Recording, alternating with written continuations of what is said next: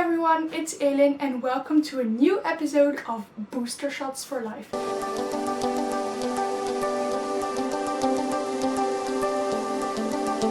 So as you've seen on the title and everything, I want to talk about accepting your body. And this is of course a very vast topic, and yeah, so it's gonna be a long video, be prepared, but I think this is a very important topic and I think I have some interesting things to say, so hopefully you'll get something out of it. But first, a disclaimer: as you've seen, this is my non-professional life's advice series, so I am just a 16-year-old girl. I read a lot, that's true, but of course I'm not a professional. So if you cope with any kind of problem that needs professional assistance, please seek that professional help, because I can't help you with eating disorders or any other issues that I cannot help with. So seek professional help if you need it, please. And let's continue with my humble advice on this enormous and important topic. So of course our body is something we all are insecure about sometimes, because we get bombarded by the media with images on how we are supposed to look, on how we are desirable to look, on just on how a normal body looks like. So, and of course the media isn't very inclusive in body types. Last week I read the phrase, "think about the belly of a woman." We actually only see it if it's flat, like in porn movies, or if it's pregnant. So think about what kind of message that gives to women. It's really bad. And on top of all the wrong messages the media sends out to everybody, our insecurities are also capitalized to gain profit by a lot of companies. And of course there's nothing wrong with wearing makeup or all kinds of things that can make you feel more secure about yourself, but it's still something that multinationals profit on, instead of actually helping us just accepting maybe our acne. I don't know if you can see it, but well, now it's going okay, but I mean, I was very insecure about this when I was younger. Or what else is there, like push-up bras, stuff like that. It's all designed to make us look more like the desirable normal person that we could be if we buy this and do that diet and use this protein shake and whatever. So that's also something to think about. Sometimes we see an ad and it's like, ooh, it burns belly fat in a week, and we think, oh, it's there to help us, but actually you have to realize that they only want to gain money, so it's not there to help you. There are psychologists and coaches and other professionals that can help you have a good relationship with your body and with other people and everything. But just don't think that by having the shapewear or doing this cure or drinking that you can have your ideal body, because of course your body is flexible, but you cannot turn into Beyonce, let's say, in one day. Like, we just have to do with the body that we have. But okay, this was quite a long introduction, but I wanted to offer some solutions or advice that can help you get a better relationship with your body, or at least that have helped me and other people I know. So I will explain those. A very important point is to be able to feel good about your body. You need to feel good in your body, and as we don't all walk around naked all the time, as good as it could have been, this type of society it's not like this, so we wear clothing. And of course, as I've said, there's nothing wrong with wearing shapewear to feel extra special on that cool date night or whatever, but you shouldn't need all those external support systems to be able to feel good about your body. That's my first point. Clothing, it needs to fit well, it needs to make you feel good. It has a lot of things you can consider. For example, the fabric, is it prickly, is it soft on my skin, is it nice to touch it if I touch myself, do I sweat quickly in it, which makes these ugly I say ugly, but they are just normal, of course, these ugly sweat circles under your armpits. Those are all things to consider, and especially with pants, like are they too tight? Can I sit normally or also just lay down? Are they not like cutting in your belly? All those kinds of things are important if you buy and wear clothing. And also, very importantly, is underwear, because that's not visible to the outer world and it's there to support us, bras especially, but sometimes it can be uncomfortable. So actually during this whole quarantine I haven't worn a bra just to do sport, because actually it isn't comfortable. And I've also had to get rid of that idea that my breasts don't look nice without a bra, because of course they are firmer and more like this if I wear a bra, but these are just my boobs how they are, and that's also good. But it's of course more easy to do this when you just see 5 persons than at school or at work. But yeah, I'm gonna talk a lot. So just take clothing that you feel good in, and colors that you feel good in, fabrics that you feel good in. You just have to feel good in everything you wear. My second advice is something my mom always told me and still tells me. It's your body is a temple, so treat it like one. And that means taking care of your body both physically and mentally. And you can do that in several ways, like nourishing it well. That doesn't necessarily mean eating healthily, but for me, I feel better when I eat healthy. I'm speaking in general, of course. I feel best when I eat a lot of veggies and fruit in a day, because then, I don't know, they just make me more happy than chocolate. But I also eat a lot of chocolate. But I don't want to get too extreme, because it's not like you only have to eat certain types of food. That depends on the person.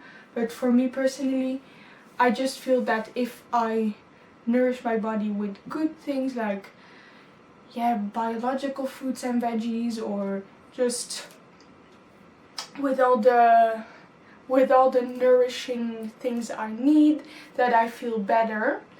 But of course you also have to enjoy life, and ice cream, I also really love it, and other things, but you need to find a balance for yourself, but just live your life and nourish your body how you want.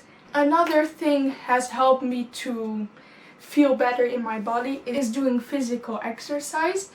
And this is also not like, oh, I want to run a marathon or something, but I'm just in my room doing my abs exercises, and it takes a long time for me to start, but then I know that after doing my workout I'll feel better about myself. So then I do it, like I kind of, for example, I already change into my sporting outfit, and then I do something else to kind of give place to the idea I'm going to sport. And then usually I don't feel like, oh, I want to sport, but I'm like, oh, I already changed, so I better do it, then I get it over with. And afterwards I always feel better because yeah, I'm just really proud of myself. Like yesterday I did a 1-minute plank. After some weeks I didn't do a plank because I did other types of activity. And I was like, yeah, I can still do it. I'm really proud of myself. And something important for me in physical activity is that you do it what works best for you. So at a time that works best for you, the type of activity that works best for you. For example, I hate running, so I never do something with running. And in the type of sport you like best, is it in group, is it with 3 friends jogging in the park? I personally like doing sports alone because I just like, while I do my exercises, I can think about whatever I want, and you are also more free to do how you want it, like you can put on the music you want, etc. But that is different for everybody and you have to find that out for yourself. And as I've said, I hate running, but I love walking, and especially walking in nature makes me really happy because I both walk and walking alone in nature also makes me feel good mentally because I can just let my thoughts wander and I feel really calm and relaxed afterwards. So that's my advice for you. Just find out what you like and do it. And I mean, even if you stop it for a week, it's fine. It's not like, oh, now I haven't done it for a week, I can't do it anymore, I'll just quit. No, you just have to try like I did yesterday, and then if you can't do it anymore, then you slowly rebuild it. It's not a drama. And then also really important is resting well. So that doesn't necessarily have to mean sleep, but also during the day. Are there moments where you can just do nothing and feel calm in your head and in your body? For example, I always talk what I like because it's from my perspective, of course. But for example, what I really like doing is just sitting in a chair in the sun, and I always have a book or something. But then if I don't want to read, I just look around a bit and just think, or maybe close your eyes and just enjoy the feeling of heat on your arms or the wind on your face. Just feeling the things your body makes you feel and enjoying those. And then, of course, what is also very important is having a safe surrounding for you and your body. So this means getting rid of toxic persons always commenting on your way like, ooh, have you also gained weight during the quarantine? Oh, I've done so much physical exercise, what about you? Like, those people, maybe they mean it well or they are just insecure themselves, but or either you tell them to stop talking about those things, or they can just move out of your life, because that's really annoying and can make you feel a lot of negative emotions you don't need in your life. So just bye bye, there's the door, see you later or never. And this is not only important in your physical real world, but also online, because we spend a lot of time online, and that's where we get most of our negative images and messages about our bodies. So creating a safe space online is very important. This means unfollowing toxic people, like I just said. For example, these influencers that weigh 30 kilos as a 25-year-old and just promote weird spinach drinks because they get paid for it. I mean, some of them will probably have good intentions, but if they make you feel unworthy or insecure, well, too bad, they lose a follower. It's not like you will ruin their lives. you will better yours, and that's the only life you're living, so that's the most important one. And then another thing is to follow people or platforms that make you feel good about yourselves. A great example of this is for me is iMovie on Instagram. It's also a podcast by Jamila Jamil, and they really show all types of bodies, colors, religions, and it's really interesting and inspiring. So I can recommend following that, and otherwise also just people you might know, because seeing all those different types of people makes you think like, we aren't all a size small in Zara and have to, I don't know, eat avocado toast every week or whatever. It's just, we are all different.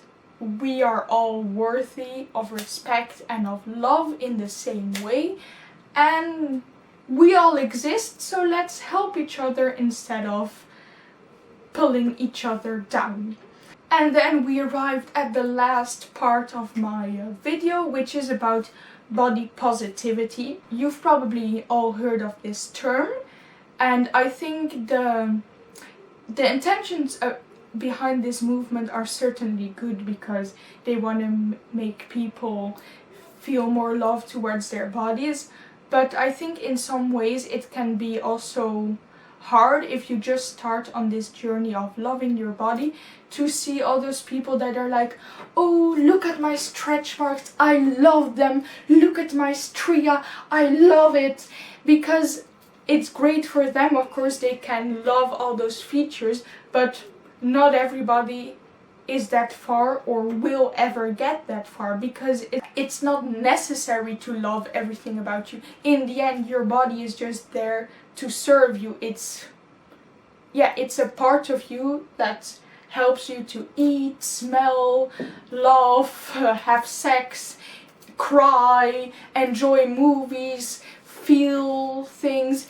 It's just a part of you there to serve you. You are not there to serve it, and we give it maybe a bit too much importance, because if we can walk, if we can eat, if we can enjoy life, what does it matter how our body looks? It wasn't designed for looking good, it's designed to make you live and give you a good life. So that's the important part of a body. If your body is healthy and you can do everything you're supposed to do with it, then great. And even if you can't do certain things bodies are supposed to do, but that isn't your fault because, I don't know, some part just doesn't work or something, that's also completely fine. It's not like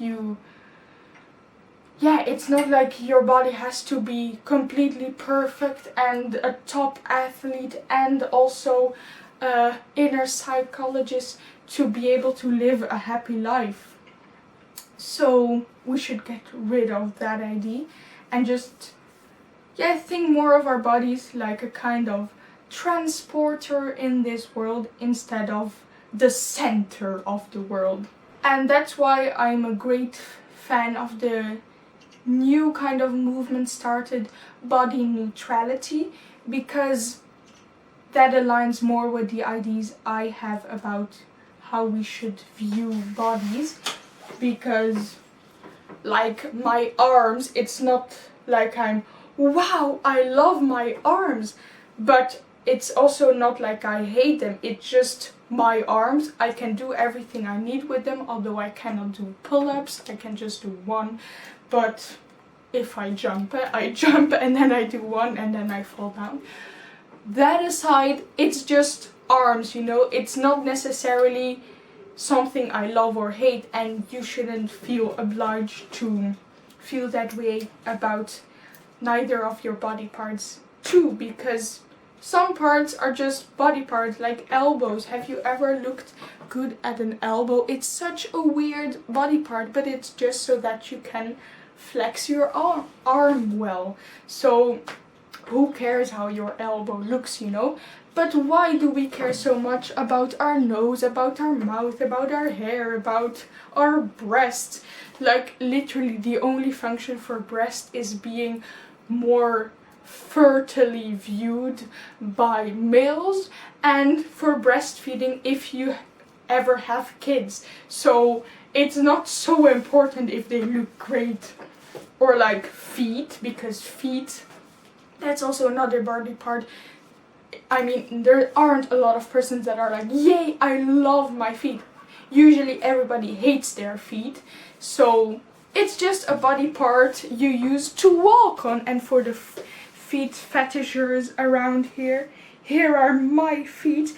And a lot of people comment on my feet, weirdly enough, especially when I wear sandals, because you see them, they're like, oh, you have really wide or squared feet. And I'm like, okay, they're just my feet, you know, who cares how they look? I can walk, I can run if I have to catch the bus. That's the most important thing. So these kind of comments about everything about your body are so tiring and unnecessary and uninteresting. So next time you catch yourself thinking like, ooh, her belly is weird or something like that, stop it, stop your thoughts and just think, why am I thinking this? Is it really important to me? Does it affect my life? Should I comment on it? The answer to all of that is no. Like, you can care about it, you can, of course you can have preferences like, oh, I like that more, I like that more, but it isn't any of your problem or interest. So just let people wear what they want and yeah, do what they want with their body. Okay, so this kind of speech of mine went a bit everywhere, but I hope you got something out of it. And yeah, any questions or comments or your story, your love affair with your body or whatever more, leave it in the comments down here below. Leave a like if you liked this video and subscribe for more life advice and all other types of videos. And then I'll see you very soon. Bye bye, and don't forget to hug you and love yourself today. Mwah!